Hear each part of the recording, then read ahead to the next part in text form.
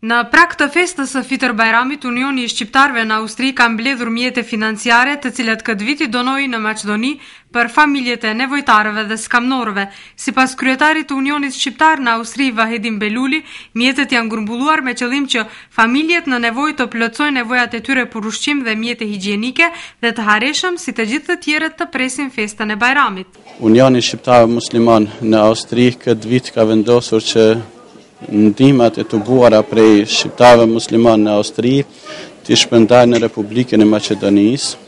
Në vlerën të cilën e kemi patur ne në vlerë prej 10.000 eurosh, kemi ofruar 400 pako në vlerë prej 25 euro me artikujt të nevojshëm. Kemi menduar të zgjedhim artikujt të cilët janë të nevojshëm, të cilat i plotësojnë nevojat atyre ditëve kur besimtarët duhet të jenë të gëzuar. Ndërkohë, organizata humanitare El Hilal realizoi planifikimin dhe shpërndarjen e pakove për familjet e skamnorëve dhe nevojtarëve.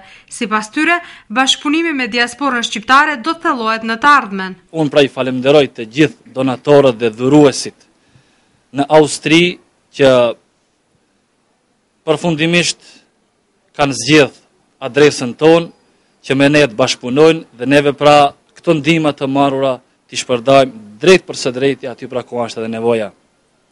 Atje pra ku e thash edhe më parë se vetëm se është dëshmuar se njerëzit pra janë të lidhur ngushtë shpirtërisht dhe materialisht këtu pra me vendin tonë, thash Zoti që inshallah pra edhe të ardhmen të bashkëpunojmë me këtë tempo dhe të dalim në ndihmë nevojtarëve. Aktivitetet të tilla për përkrahjen e familjeve në nevojë do të vazhdojnë edhe më tej, sepse veçmë është dëshmuar se humaniteti si vlerë vazhdon të kultivohet tek populli shqiptar.